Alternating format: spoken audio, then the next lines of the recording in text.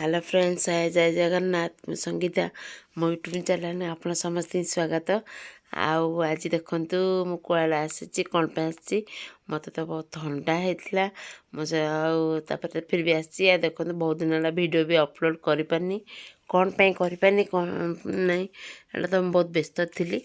देखु आज कौन पे आसी देखते ये नदी मझिरे अच्छी एवं मो नदी भितर कौन करुच्ची कौन पे आसी चलते जीवा ए देखा खरा तो बहुत हो देखु यही बाली मत पुणी चलिकी से जगह जीवाक पड़ो बाले चले जान तो हालिया निश्चय लगे मत हालिया भी लग जाऊला आड़े देखते चल जीवा लेट्स गो एबे देखा कौन पाई आम आसचे कौन नाई फास्ट गोटे कथा किंतु मो नदी भितर फास्ट टाइम माने मो लाइफ रे फास्ट टाइम पूरा नदी मझिरे देखते आम सेकर को ब्रिज भी थिला फास्ट टाइम आसती देखते फाइनाली मो पूजा जगार पहुँची जाइए आठी पूजा चली कि पूजा चली कौन पाई एठी पूजा होची एत लोक कौन पाई सब अच्छा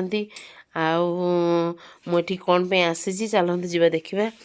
आज आमर जो आमर नदी आरपट मंदिर रे सेपटे माने कलश यात्रा थिला मकर मेला पाई कि काशी विश्वनाथ बाबा मंदिर रे से कलश पूजा चली कलश जो आणिकी बुढ़े ने कलश बुढ़े नहीं गलापर तापर समस्ते जीवे ये कलश धरिकी समस्ते आसी कलश पूजा चली देखो नदी भितर आम डाकी मुझे आसी खास कर मत भल लगे मैंने नदी भितर के आसी नी तो से आसिया इच्छा कली आठी देखु समस्ते गाँ लोक मैंने केमती ठिया होती पूजा चलती केते स्त्री लोक छोट छुआ समस्ते आसी आठी देखु पूजा तो पखापाखि हो आसला ये देखु पूजा ये पिला हाथ में सब व्रत गुरुद होती मैंने संकल्प व्रत बांधुंट कारण मैंने संकल्प करी कलश सब आनी नहीं जीवे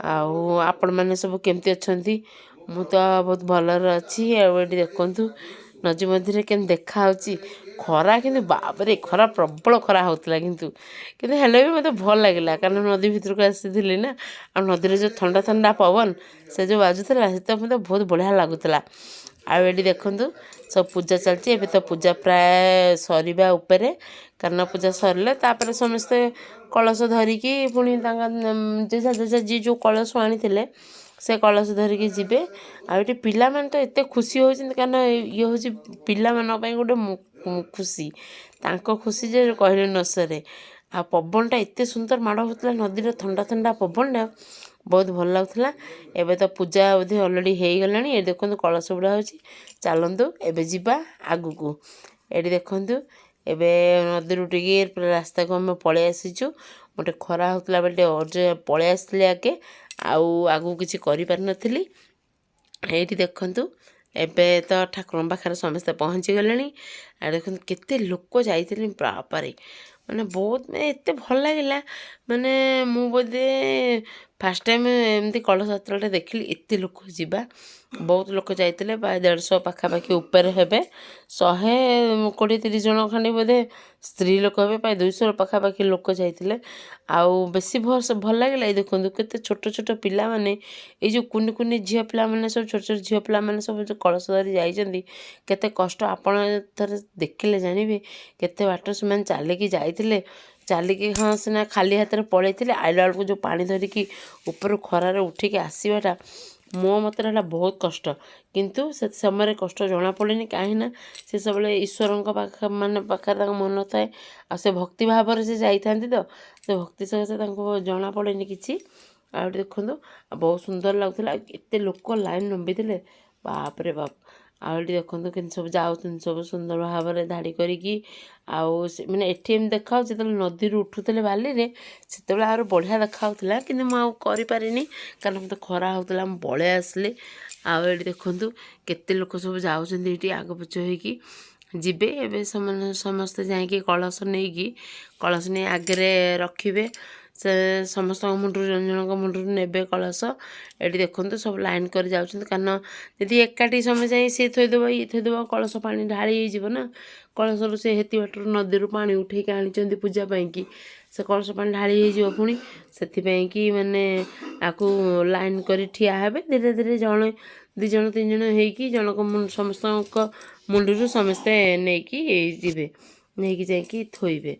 ଏଠି ଦେଖନ୍ତୁ ଏଠି ବାବାମାନେ ବି ସବୁ ବାହାରୁ ଆସିଛନ୍ତି ଆଉ ପୂଜା ପାଇଁ। ମକର ମେଳାଟା ମାନେ ଏଇଟା ଭଲ ହୁଏ ସାକୋଶିକା ମନ୍ଦିରରେ।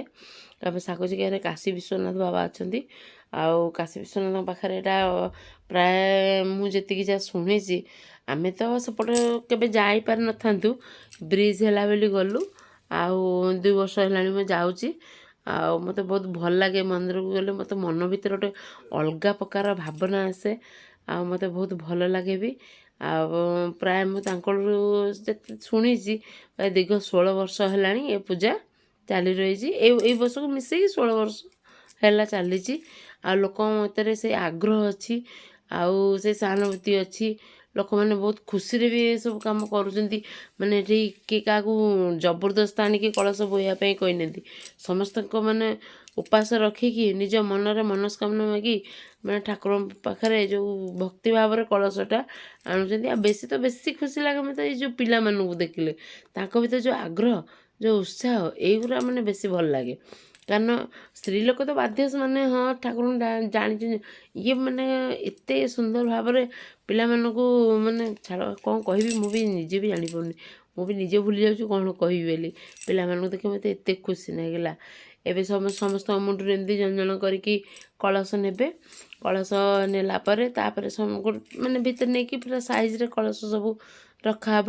କାରଣ ଏତେ ଗୁଡ଼ା କଳସ ହେଲାଣି ନା ଆଉ କଳସ ସମସ୍ତଙ୍କ ମୁଣ୍ଡରୁ ନେଇକି ରଖା ହେଇକି ତାପରେ ଏଠି ଦେଖନ୍ତୁ ଆସନ ପଡ଼ିଛି। ଏଠି ଏବେ ଅନ୍ନପ୍ରସାଦ ପାଇଁ ସମସ୍ତଙ୍କୁ ଦିଆଯିବ। ସମସ୍ତେ ଅନ୍ନପ୍ରସାଦ ଖାଇବେ କାରଣ ସମସ୍ତେ ଉପାସରେ ଯାଇଥିଲେ ଆଉ କିଏ କେମିତି ହାଲକା ଫୁଲକା କ'ଣ ଖାଇଥିବେ, କିନ୍ତୁ ସମସ୍ତେ ଅରୁଆ ଆହୁରି ଖାଇଥିଲେ ଆଉ ଉପାସ କରି ଯାଇଥିଲେ। ପ୍ରାୟ ଲୋକ ତ କିଏ କହୁଥିଲେ ଆମେ ମିଶ୍ରି ପାଣି ପିଇକି ଆସିଛୁ, କିଏ କହୁଥିଲେ ଆମେ ପାଣି ସରବତ ଟିକେ ପିଇକି ଆସିଛୁ, ଏମିତି କହୁଥିଲେ। ଛାଡ଼ନ୍ତୁ ଏବେ ଚାଲନ୍ତୁ ଯିବା। ଏଠି ଦେଖନ୍ତୁ ସମସ୍ତଙ୍କ ମୁଣ୍ଡରୁ ଏମିତି କଳସ ନେଉଛନ୍ତି ଆଉ ତାପରେ ମୋର ଆଉ ଆର ଯେଉଁ ସେକେଣ୍ଡ ପାର୍ଟଟା ମୁଁ ଆ ପରେ ଦେଖେଇବି। କାରଣ ଦେଖନ୍ତୁ ଏତେ ଲଙ୍ଗ୍ ଭିଡ଼ିଓ ମୁଁ ଛାଡ଼ି ହେଉନି। ଏଠି ଦେଖନ୍ତୁ ଅନ୍ନପ୍ରସାଦ ଏଠି ଦିଆ ହେଇଗଲାଣି।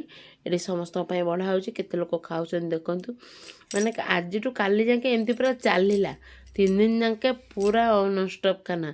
ଯିଏ ଆସିବ ଯିବ, ଯିଏ ଖାଇବ, ପୁରା ଏମିତି ଆଉ କିଛି ମାନେ ପୁରା ଆନନ୍ଦ ବଜାର ବହୁତ ବଢ଼ିଆ। ଆଉ ଗାଁର ଏକଜୁଟ ରହିଛି, ବହୁତ ଭଲ ହେଲା।